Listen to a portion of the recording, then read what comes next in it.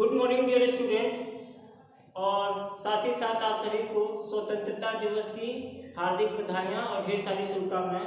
आज की इस वीडियो में हम लोग दो सेट्स के यूनियन, इंटरसेक्शन और डिफरेंस को कैसे ज्ञात करते हैं इसके बारे में पढ़ेंगे। इसके पिछले वीडियो में मैंने आपको बताया था कि यूनियन क्या होता है, इंटरसेक्शन क्या होता है और डिफरेंस क्या होता है। आज हम लोग कुछ एग्जांपल्स लेंगे और इसकी एक प्रैक्टिस करेंगे। इस वीडियो में एक प्रैक्टिस करेंगे ताकि आपको भलीभांति समझ में आ जाए। तो आइए शुरू करते हैं। यहाँ पे ये चार सेट दिए गए हैं ए, बी, सी और डी, और इन चार सेट्स के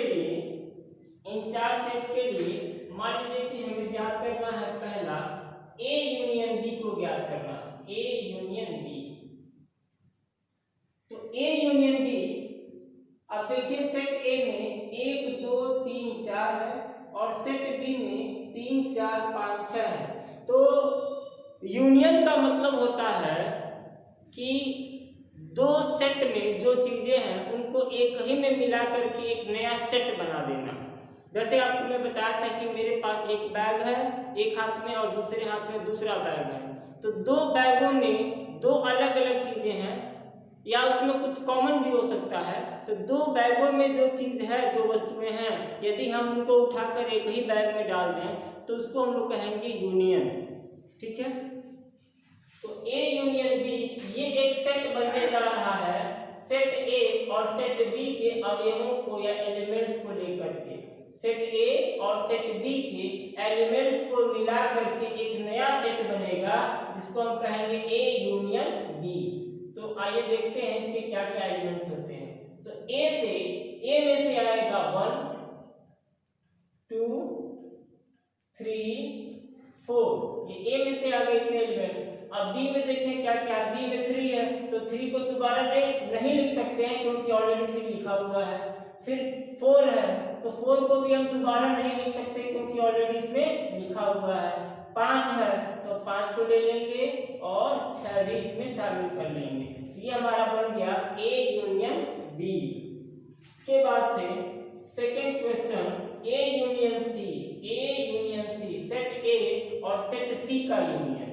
तो शुरू करते हैं। ए में 1 2 3 4, 1 2 3 4, और सी में 5 6 7 8, 5 6 7 8। तो सेट ए और सेट सी के समस्त अवयवों को मिलाने से हमारे पास ये सेट बन गया ए यूनियन सी। इसके बाद बी यूनियन सी। तो बी और सी, बी में है 3 4 5 6 और सी में है 5। तो 5 को दोबारा नहीं लिखेंगे क्योंकि एक सेट में किसी भी अवयव का रिपीटेशन नहीं हो सकता है। इसमें ऑलरेडी हम लोग 5 लिख चुके हैं तो 5 को नहीं लिखेंगे, 6 को भी नहीं लिखेंगे, 7 को नोट कर लेंगे, 7 इसमें शामिल होगा, 8 शामिल होगा। तो ये बन गया हमारा बी यूनियन सी। इसके बाद हम लोग याद करेंगे A union B union D. देखिए A union B union D, ये 3 सेट को मिला करके एक नया सेट बनने जा रहा है। तो सबसे पहले ए के एलिमेंट्स को लिख लेते हैं 1 2 3 और 4। अब बी के एलिमेंट्स में देखेंगे 3 4 5 6। तो 3 4 पहले से इसमें है तो हमें केवल लिखना है 5 और 6। इसके बाद डी के एलिमेंट्स को देख लेते हैं 7 8 9 10। इनमें कहीं भी 7 8 9 10 नहीं है तो हम लिख लेंगे 7 8 9 10। तो देखा आपने कितना सरल काम है, बहुत ही आसान है यूनियन को फाइंड करना। ये बहुत ही आसान काम में कहीं कोई दिक्कत नहीं होती है। और इसके वेन डायग्राम के बारे में पिछले वीडियो में आपको बता दिया गया है। ठीक है,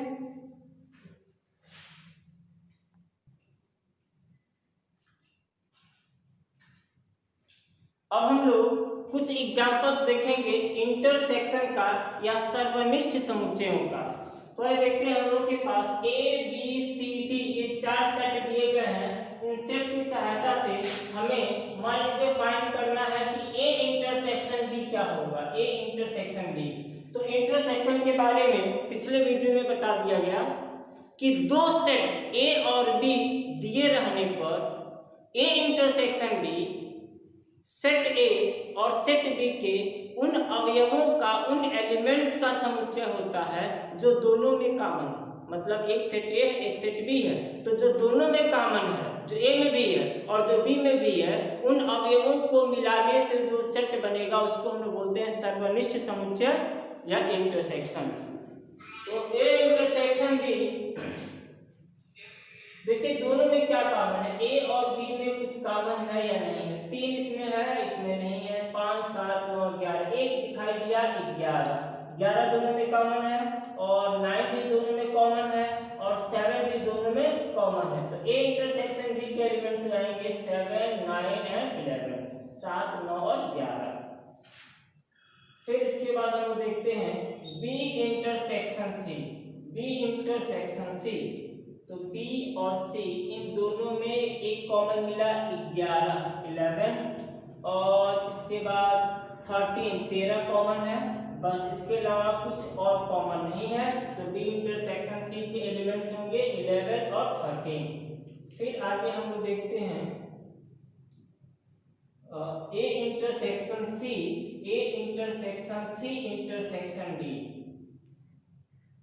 A intersection C intersection D, मतलब ए सी और डी इन तीनों सेट्स में जो कॉमन होगा वो इस सेट का एलिमेंट होगा, वो इसमें आएगा। तो ए है, सी है और डी है। तो ए सी डी में यहाँ 11 है, इसमें 11 है लेकिन इसमें नहीं है। 15 15 इसमें नहीं है। 17 इसमें है, इसमें नहीं है, इसमें भी नहीं है। और 11, तीनों में 11 कॉमन नहीं है, तीनों में 13 भी कॉमन नहीं है, 15 भी कॉमन नहीं है, 17 भी तीनों में कॉमन नहीं है। तो यहाँ पर ए, सी और डी ये जो तीनों सेट हैं, इन तीनों सेट में कुछ भी कॉमन नहीं है। तो इसका मतलब यह है कि A intersection C intersection D हमें लिखना होगा 5 यानी कि रिक्त समुच्चय, इसमें कोई अवयव हमें नहीं मिला। इसके बाद ए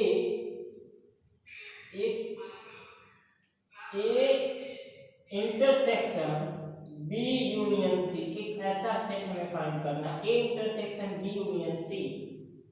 तो अब ए को हम लोग लिख लेते हैं। ए में है 3 5 7 9 और 11, यहाँ पे ऐसे लिख लेते हैं इंटरसेक्शन।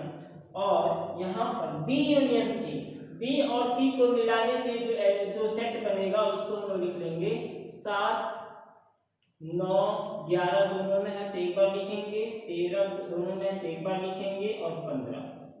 तो ये हो गया बी यूनियन सी। अब इन दो सेट्स में जो कॉमन है उसको हम लोग लिख लेंगे, क्योंकि यहाँ पर हमें इंटरसेक्शन चाहिए। तो 7 दोनों में है तो 7 आएगा, 9 दोनों में है तो 9 आएगा, 11 दोनों में है, 11 दोनों में है तो 11 आएगा, और इसके अलावा कोई दूसरा अवयव भैमिष्ठ नहीं है। तो A intersection B union C के एलिमेंट्स हो गए 7 9 एंड 11। तो इस प्रकार से हम लोग इंटरसेक्शन को ज्ञात कर सकते हैं।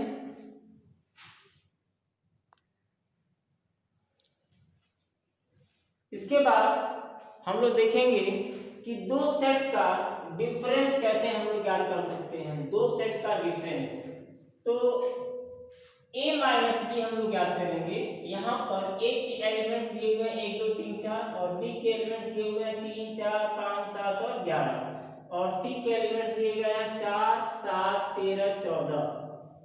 अब मान लीजिए हमें ज्ञात करना है a minus B. a minus B का मतलब होता है कि सेट ए के समुच्चय, ए के उन अवयवों का समुच्चय जो केवल a में ही है, b में नहीं है।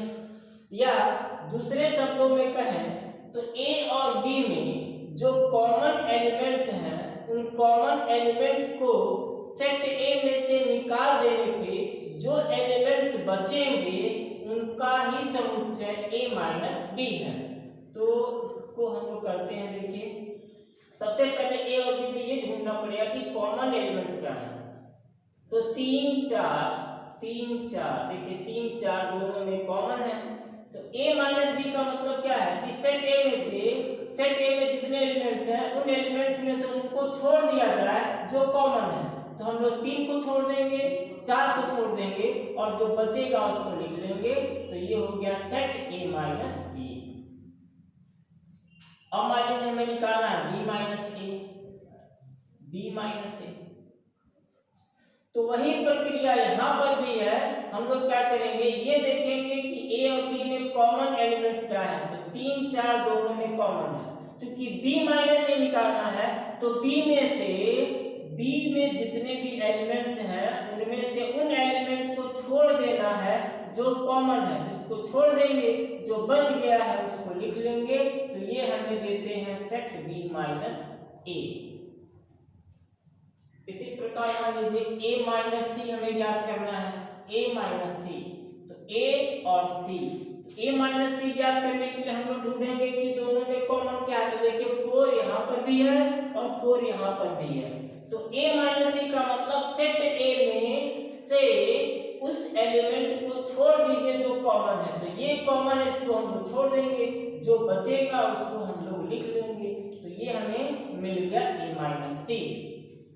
अब मान लीजिए हमें c माइनस ए ज्ञात करना है, c माइनस ए, तो c माइनस ए तो अब हम c पर जाएंगे और सेट c में उस एलिमेंट को छोड़ देंगे जो a और c दोनों में कॉमन है। तो हम लोग 4 को छोड़ देते हैं, तो हमें मिलेगा 7 13 और 14, 7 13 और 14।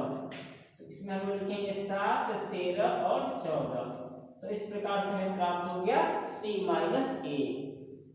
तो ये बहुत ही आसान प्रक्रिया है सेट थ्योरी में, इसको आप बड़ी सरलता से कर सकते हैं। तो आपके बुक में जो एक्सरसाइज दिया है, जो क्वेश्चंस दिए गए हैं उनको ध्यान से पढ़िए और उसको कंप्लीट करने का प्रयास कीजिए।